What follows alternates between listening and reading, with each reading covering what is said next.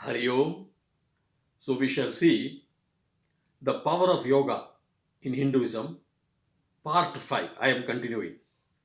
So up to last session we saw about the asanas, how the asanas are important, and you can choose your own comfortable asana for doing the yoga, that is mainly the meditation.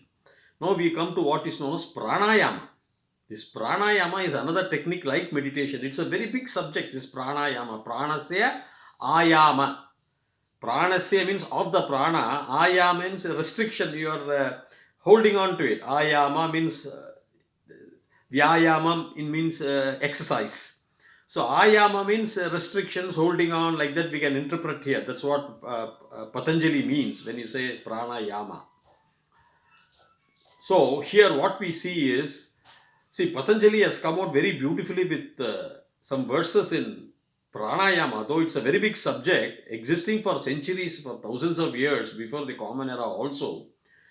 Patanjali has formulated, and in Patanjali Ashtanga Yoga Shastra, that is Patanjali's Ashtanga Yoga, in chapter 2, verse number 49, 50, 51. Other verses are there, but I am striking on these three very important verses, which we have to see. Now, what is verse number 49? Before we go to verse number 49, we know what is meant by a pranayama. Pranasya ayama. Pranam means what? We all know that it is our breath, our life force. So whether heart gives the pranam or pranam, because of prana, the heart functions, is a chicken and egg situation only. If a man goes and drowns himself in the water, he is not able to breathe, then the heart stops. Otherwise, they say because his heart stopped, the prana is not there, or whatever it is, but prana is a life force. We know that. And one has to concentrate very deeply on this pranayama exercise. It is not an ordinary exercise, though we are all breathing. So I do teach prana chikitsa also with acupuncture points, but this pranayama of Patanjali, which I would like to emphasize.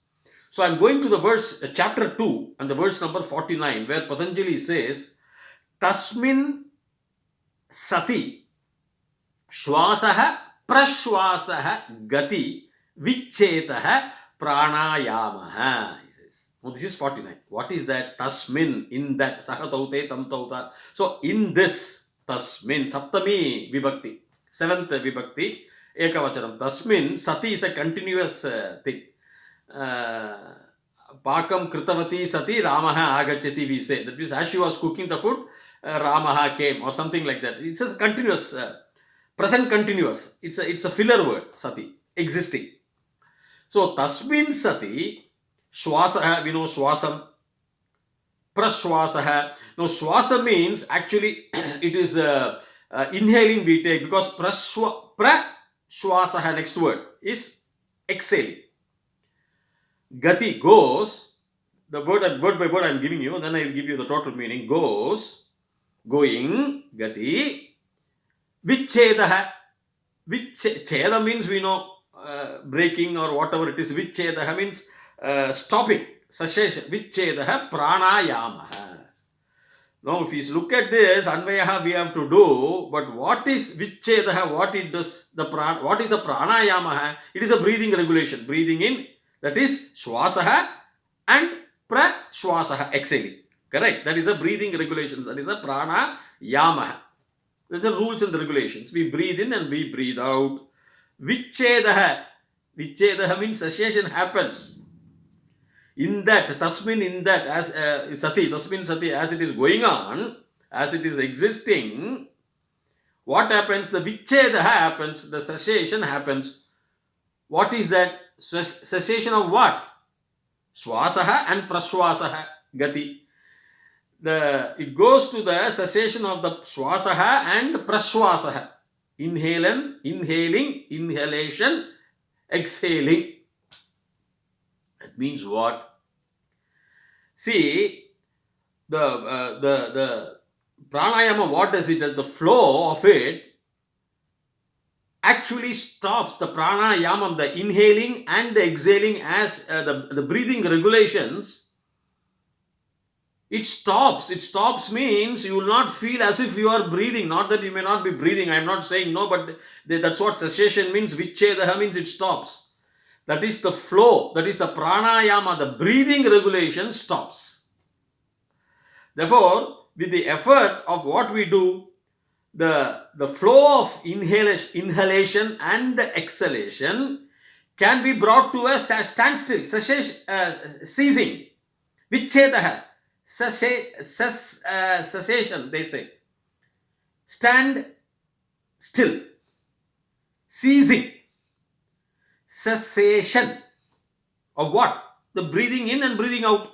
With this effort of breathing, see, that is one. I will just tell you, because as you breathe, swasaha, then praswasaha, you can control the flow of breathing and it ceases.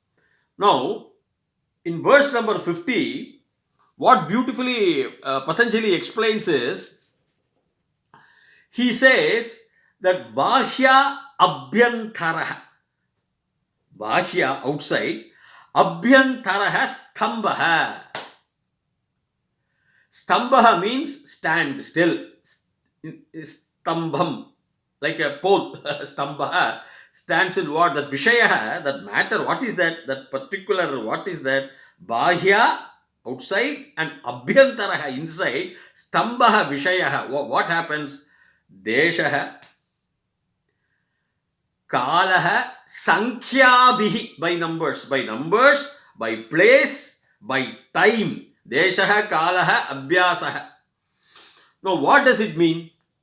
The outside breathing and the inside breathing, it stops. Stambhaha. In what?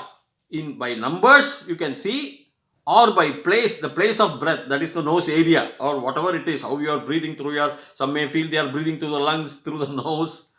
So the place area and the time also, the kala, how long you are breathing, for what purpose you are breathing, are you breathing, are you realizing you are breathing?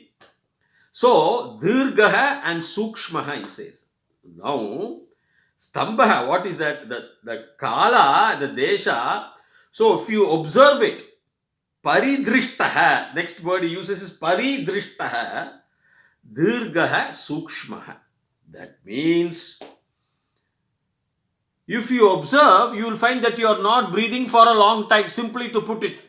Because as the movements go on, the breathing movements go on, after a point of time, you will not know the place of your breathing. Wherever you are sitting, you will not know, or the place from where you are breathing, you will not know. You will not know by the number of times you breathe. See, they say per minute we breathe 14 times or something, a normal person. There is a calculation. So, that number also you will not know how many times you are breathing, the place, the time, the length, dirgaha and sukshma, because everything will be a long. What will be long and what will be sukshma, I am going to explain. Because for a long time, the dirgaha and sukshma, what will be long and what will be happening is what I am going to explain. Because in the next verse, 41, in the 51, Patanjali says, bahya abhyantaraha, bahya outside, the abhyantaraha, vishayaha, akshepi. Akshepi means it transcends chaturtaha. It goes to the fourth turiya state. There are 4 states. The waking state, the jagarada, you can say, state, the swapna, and the sushupti, deep sleep. But the 4th state is turiya. The other 3 states we are ignorant, because we come back to the normal life. But in turiya, you are aware of the surroundings, but you know that you are not ignorant, because you will not come back to the normal state. That is Mandukya Upanishad. I have given my lectures also there, but it is a turiya state, he says. So you will get into the turiya by this verse number 51. Chaturtaha, he says.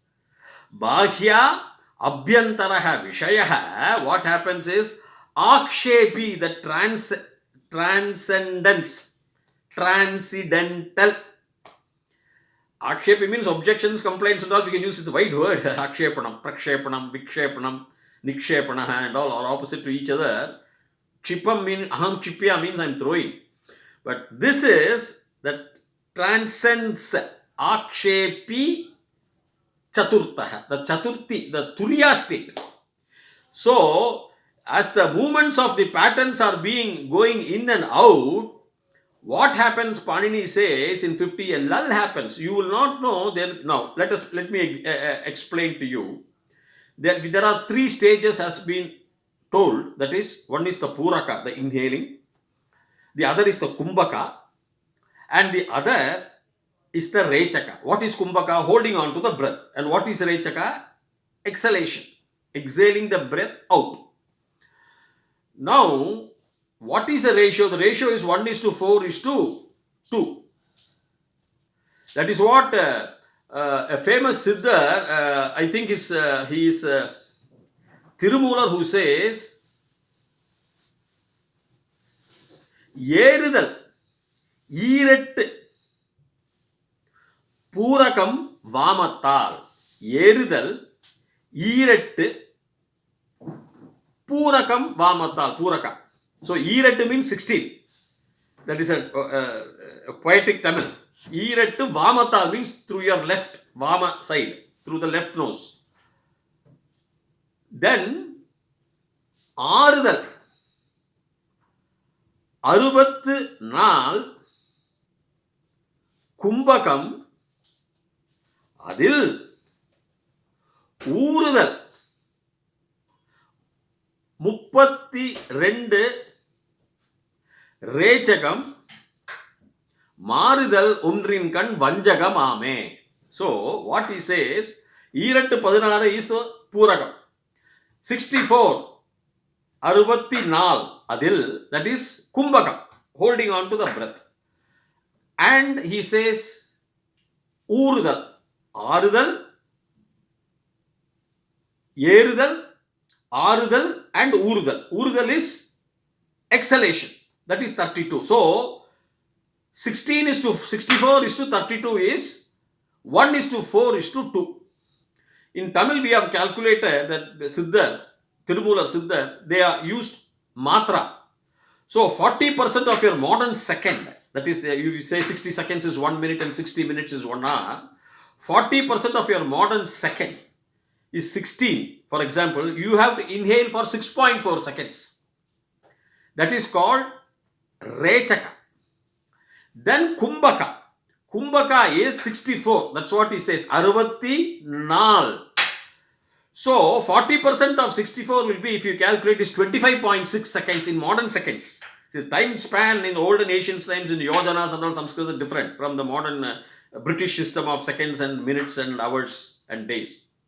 So 40% of 64 is 25.6 seconds. That is Kumbhakam, Kumbhaka. And then exhalation is Rechaka, which is 32. So that is 12.8 seconds. So you breathe in, that is called Puraka for 6.4. Hold on the breath for 25.6 seconds.